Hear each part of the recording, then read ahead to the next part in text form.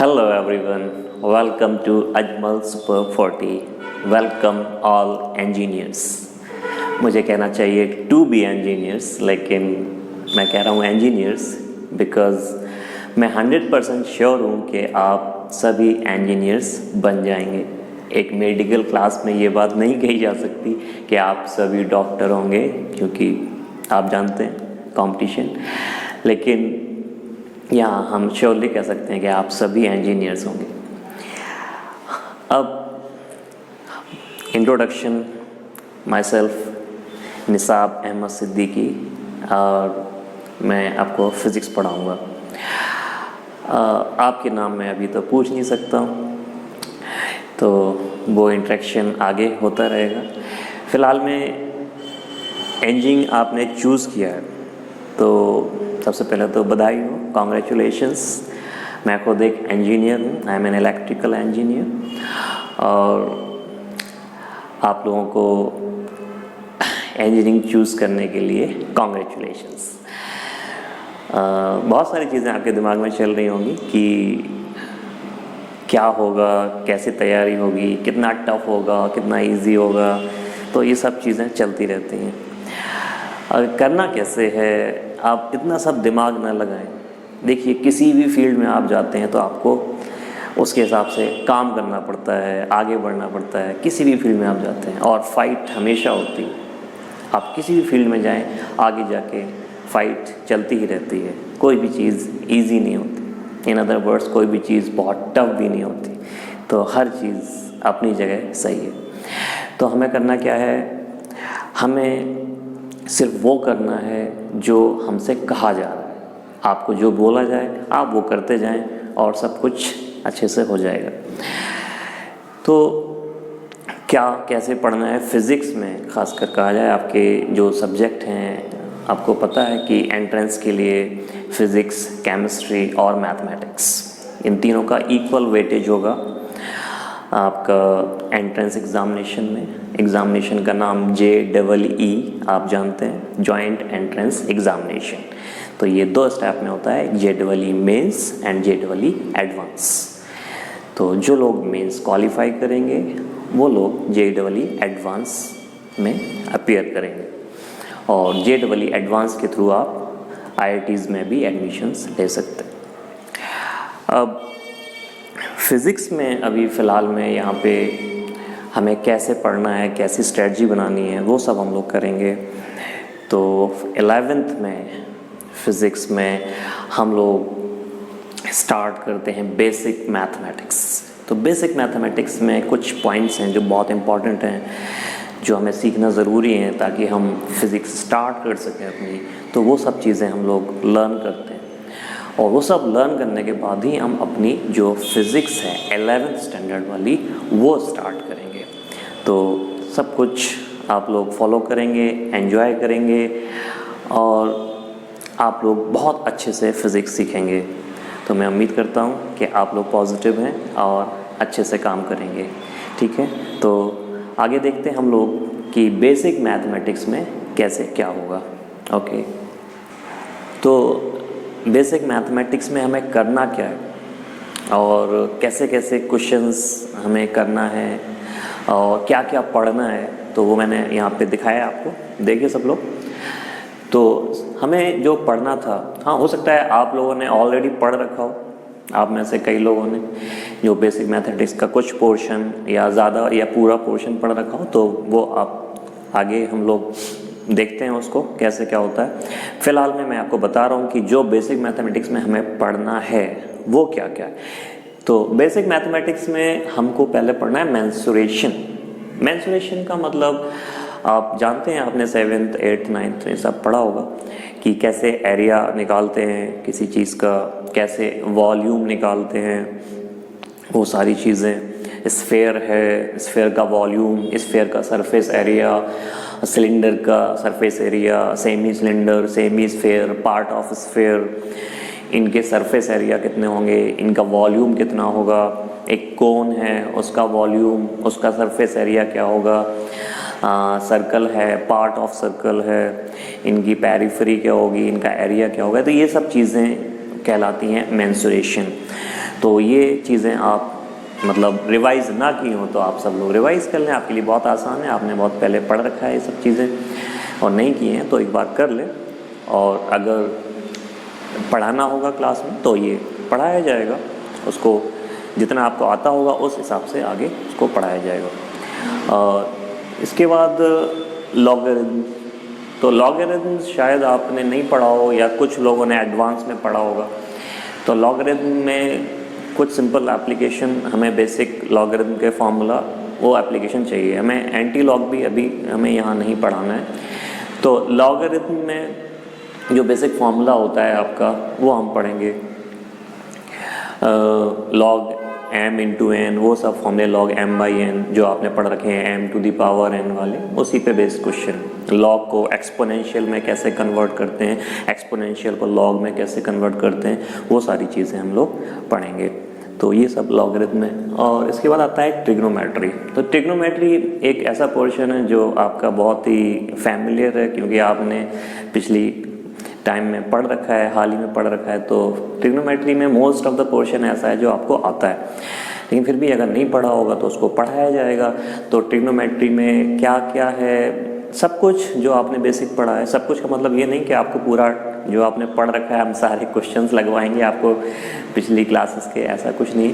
Basic properties, sine square theta plus cos square theta equal to 1, sec square theta minus tan square theta, ये सारी जो trigonometric identities हैं, trigonometric properties हैं, angle measurement, sine 90 plus theta, sine 270 plus theta, ये सब चीज़ें basic चीज़ें उनको सीखने के लिए। डबल एंगल जो जिन लोगों ने नहीं पढ़ा है, साइन 2 थीटा और साइन a प्लस बी, ये सब चीज़ें हम लोग पढ़ेंगे। tan a प्लस बी, ये फार्मूलाज जिसको नहीं पता है तो वो रिवाइज करेगा, पढ़ेगा, ये सब हमें सीखना है। इसके बाद ग्राफ्स बहुत इंपॉर्टेंट पोर्शन है फिज़िक्स में as far as entrance is concern. तो ग्राफ में आपको सब कुछ शुरू करते हैं तो स्ट्रेट लाइन से, स्ट्रेट लाइन ग्राफ कैसे होता है, y equal to mx plus c आपने देखा होगा, वो ग्राफ कैसे ड्रॉ करते हैं, क्या इंटरसेप्ट होता है, x axis y axis intercept. और इसके बाद आपके क्वाड्रेटिक वाले ग्राफ्स, क्वाड्रेटिक इक्वेशन वाले जो ग्राफ्स होते हैं वो, साथ में क्वाड्रेटिक इक्वेशन भी हम लोग पढ़ेंगे।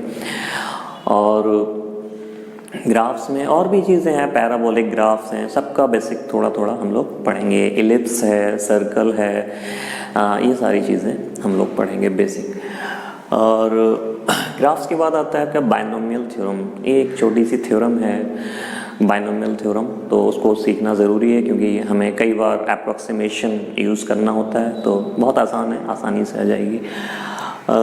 उसके बाद कैलकुलस आता है। कैलकुलस एक ऐसा नाम है जो थोड़ा सा आपके लिए नया है और बहुत शायद आपको डरा दे थोड़ा सा, लेकिन ऐसा कुछ नहीं है, हम लोग पढ़ेंगे इसको। और कैलकुलस एकदम नई चीज़ है आपके लिए एक्चुअली, जो अलजेब्रा से एकदम हटके है। तो इसका यूज़ भी बहुत है, पहले ही चैप्टर में यूज़ है। जब हम कैनेमेटिक्स का पहला चैप्टर पढ़ेंगे तब कैलकुलस का अच्छा खासा वहाँ पे यूज़ है।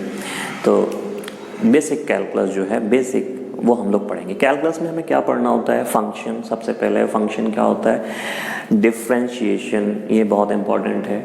उसके बाद मैक्सिमा एंड मिनिमा, ये एप्लीकेशन ऑफ डिफरेंशिएशन है। इसके बाद इंटीग्रेशन। तो ये पोर्शन कैलकुलस में हमको पढ़ना होता है, ये सारे पॉइंट्स। इतना कंप्लीट करने के बाद आप आ सकते हैं वेक्टर्स पे।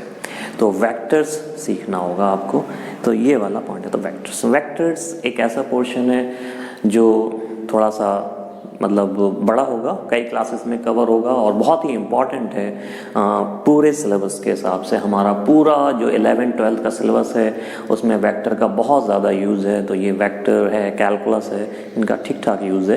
तो वेक्टर तो आपको अच्छे से पढ़ना है और बहुत अच्छे से हम लोग पढ़ेंगे, बहुत अच्छे से समझ जाएंगे उसको। ये सारी चीज़ें आपको स्टार्टिंग में पढ़ना है, इसको कवर करने में टाइम लगता है। हाँ, हो सकता है कि कुछ लोग पढ़ चुके हैं या जैसा भी है उसके हिसाब से आगे देखा जाएगा। तो ये रहा हमारा शुरुआत। इसके बाद हम फिर आगे बढ़ सकते हैं। जो आगे और चैप्टर्स हैं हमारे, जो यूनिट है, डायमेंशन है, एक एरर एनालिसिस का चैप्टर भी है, तो वो एरर एनालिसिस वाला चैप्टर मैं थोड़ा सा अभी बचा के रखूँगा, क्योंकि उसको समझने में थोड़ी सी दिक्कत होती है। तो जैसे जैसे आप समझदार हो जाएंगे, थोड़ा सा मैच्योर हो जाएंगे, तो आगे जाके हम एरर एनालिसिस पढ़ेंगे। तो और यहाँ पे क्या कहते हैं, काइनेमेटिक्स। तो इसके बाद हमारा यूनिट डायमेंशन होगा, और उसके बाद काइनेमेटिक्स हम स्टार्ट कर देंगे, जो आपका कोर फिजिक्स पोर्शन है 11th का। तो ये रहा आपका स्टार्ट का तरीका। अब तो आप लोगों को बहुत ज़्यादा परेशान नहीं होना है, कि बहुत हाइपर नहीं होना है, ना ही लापरवाह होना है। तो धीरे धीरे धीरे आपको बढ़ते चले जाना है, और बहुत ही अच्छा आप लोग कर सकते हैं। मेंसुरेशन में किस तरह के क्वेश्चंस हैं, मैं थोड़ा सा आपको आइडिया देता हूँ। जैसे मान लो एक स्फीयर है, स्फीयर का एक पोर्शन हमने ऐसे कट करके निकाल दिया। Suppose this is your question number 1। अब आपको ये बताना है कि जो बचा हुआ स्फीयर है उसका सरफेस एरिया कितना होगा और उसका वॉल्यूम कितना होगा। तो ये आप बता सकते हैं। Suppose this is your question number 2। एक सिलेंडर है, सिलेंडर में से हमने एक पोर्शन निकाल दिया ऐसे, ये 90 डिग्री पे सिलेंडर का एक पोर्शन निकाल दिया। तो बचे हुए पोर्शन का सरफेस एरिया क्या होगा और उसका वॉल्यूम क्या होगा, ये आप बता सकते हैं। अगर मैं कहूँ ये 90 डिग्री पे ना निकाल के कोई और एंगल पे निकाला है, ऐसे 60 डिग्री पे, इस सिलेंडर से 60 डिग्री पे मैंने ये पोर्शन निकाल दिया। अब आपको बताना है जो बचा हुआ पोर्शन है उसका वॉल्यूम क्या होगा, उसका सरफेस एरिया क्या होगा, ये आपको बताना है। एक और क्वेश्चन मैं यहाँ दे रहा हूँ, मान लो ये 3rd, ये 4th। एक स्फीयर है, उसके अंदर एक कैविटी है, मतलब खाली जगह है। जो स्फीयर की रेडियस है कैपिटल आर है, कैविटी की स्मॉल आर है। ये अगर आपसे पूछा जाए कि जो मटेरियल है उसका वॉल्यूम कितना होगा, यानी ये मटेरियल का वॉल्यूम, और सरफेस एरिया अंदर का और बाहर का मिला के कितना होगा, वो भी आप बता सकते थे आप। और एक क्वेश्चन ये है, मान लो क्वेश्चन नंबर 5, कि एक स्फीयर है, उसमें स्मॉल आर डिस्टेंस पे एक डेल्टा आर थिकनेस का हमने छोटा सा एक हॉलो स्फीयर लिया है। इसकी थिकनेस डेल्टा आर है और स्मॉल आर रेडियस है उसकी। जो डेल्टा आर है वो स्मॉल आर से बहुत छोटा है। अब आपको बताना है कि कितना वॉल्यूम होगा उस पतले से जो हमने लिया है हेमिस्फीयर, उसका वॉल्यूम कितना होगा और उसका एरिया कितना होगा। एरिया भी आप बता सकते हैं। फिलहाल मैं वॉल्यूम पूछ रहा हूँ आपसे, तो वॉल्यूम बताना है कितना होगा, किसका, इसका। ये सब मतलब मैंने एग्जांपल्स आपको एक होमवर्क की तरह दिया है कि मेंसुरेशन में ये सब क्वेश्चंस होते हैं। और भी मेंसुरेशन में ऐसी चीज़ें पूछी जा सकती हैं, जैसे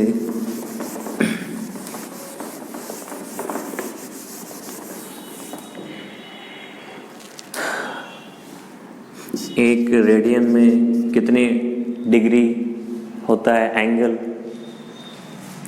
तो डिग्री कितना होता है ये आपको बताना है। एक रेडियन में कितना डिग्री हुआ, ये चीज़ आपको बतानी है। और एक डिग्री में कितने मिनट होते हैं,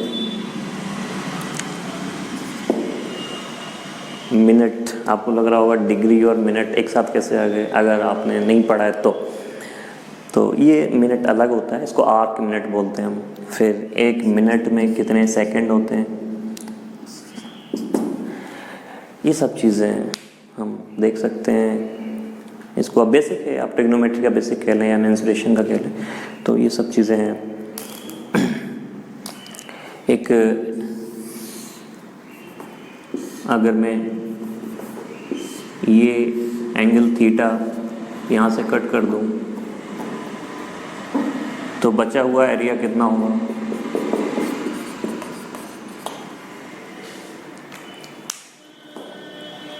ये चीज़ कितना एरिया होगा इस सर्कल का, अगर मैं इतना यहाँ से पोर्शन हटा दूँ इसका यूज़ आपको एक्चुअली यहाँ पे करना था। तो ये सब चीज़ें मेंस्ट्रुएशन में कह सकते हैं आप। तो ये सारी चीज़ें हम करेंगे, ठीक है। तो हम लोग नेक्स्ट क्लास में उसी हिसाब से आगे बढ़ेंगे कि जैसा आपने ऑलरेडी प्रिपेयर कर लिया है या सब लोगों के हिसाब से जैसा भी सही होगा, ठीक है। फिर ऑल द बेस्ट, ज़्यादा टेंशन नहीं लेना, आराम से धीरे धीरे पढ़ाई शुरू करनी है, अपने आप सब कुछ अच्छे से हो जाएगा। Okay, all the best.